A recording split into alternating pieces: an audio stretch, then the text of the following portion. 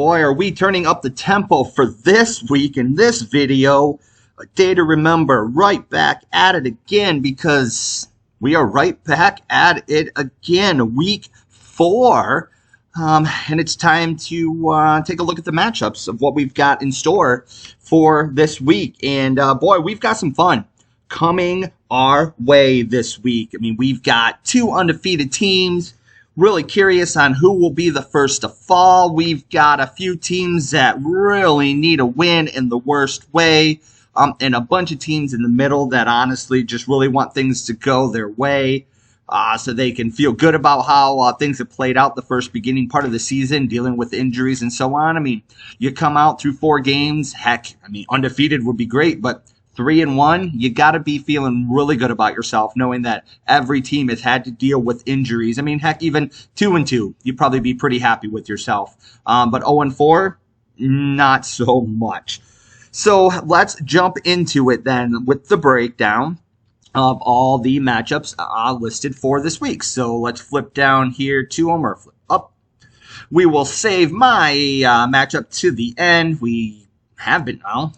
I picked myself first last week, right, and I ended up winning, so maybe I should have stuck with that. But that's not how I did my picks here, so we'll go with how I have it listed. And we'll start with Josh versus Adam. And, oh, man, this is a matchup I can't wait for.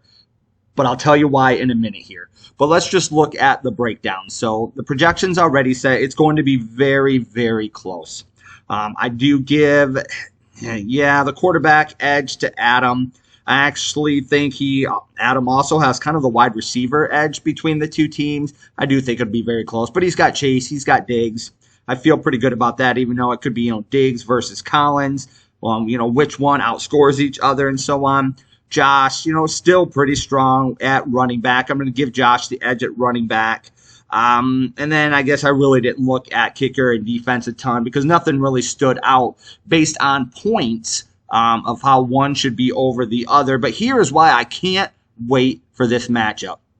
Let's look at it. Right in the middle of the screen, if you're following me here, what do we see going into Monday night?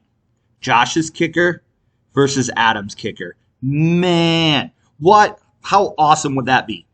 That these two teams are almost dead even going into Monday night. I know, we've got a defense plan on Monday night and so on, but let's just say with all those points taken into consideration, it's going to come down to which kicker outperforms the other kicker. How exciting is that? For all of you that hate the kicker position and have wanted it gone in the past, no way. This is why we keep it.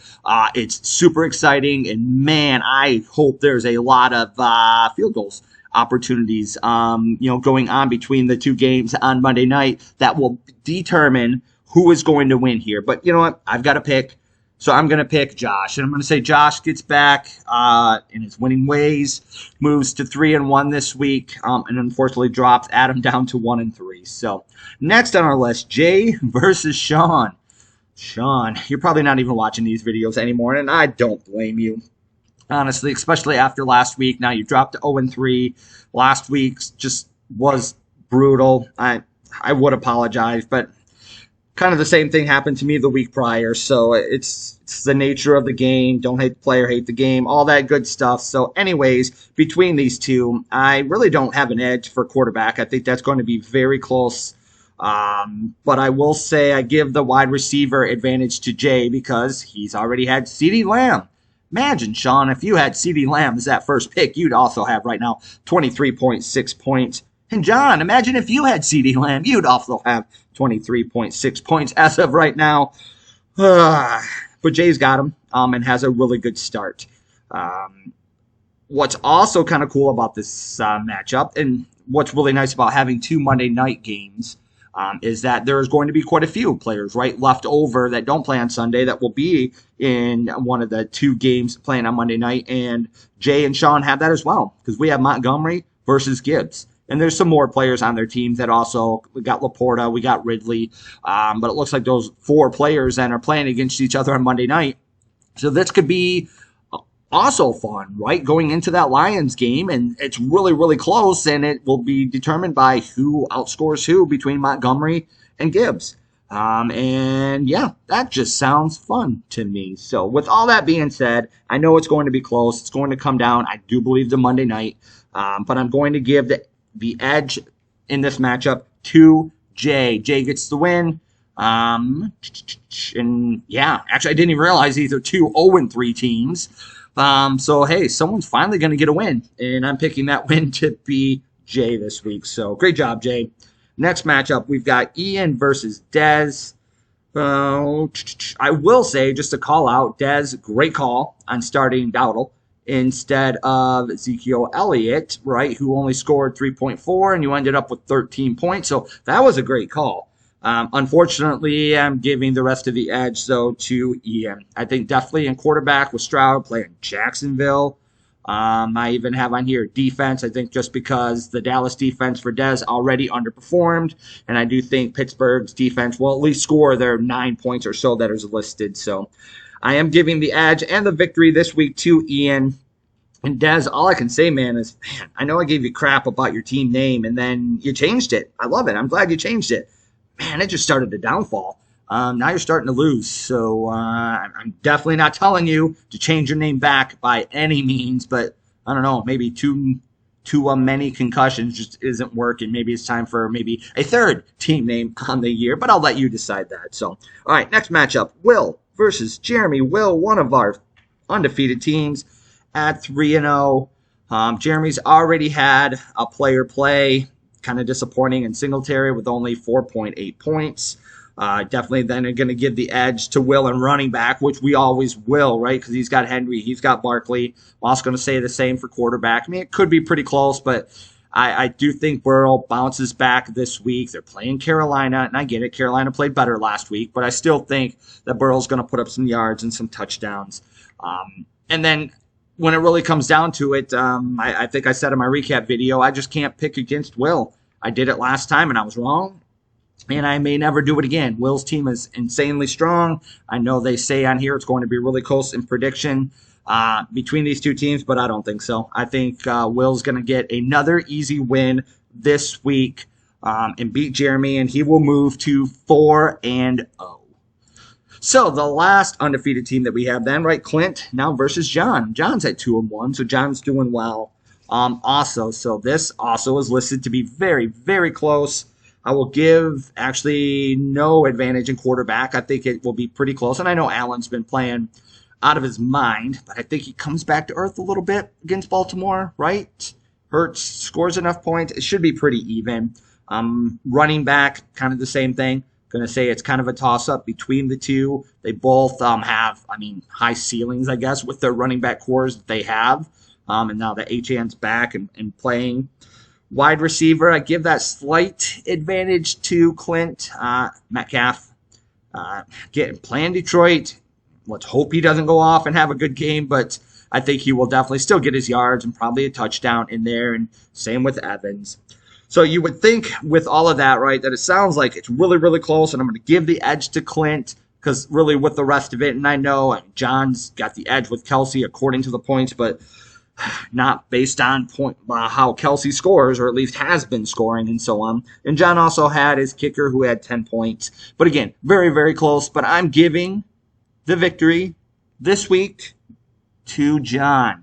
Not really an upset win because he's kind of actually favored, or it was really darn close, but I'm going to call it an upset just because Clint's undefeated, and John has a chance to knock him out of the undefeated state. So I will say John gets this win. Again, very, very close. Clint will get his first loss, and that would move then what? Will to be the only undefeated team. Last pick then between myself and Jake.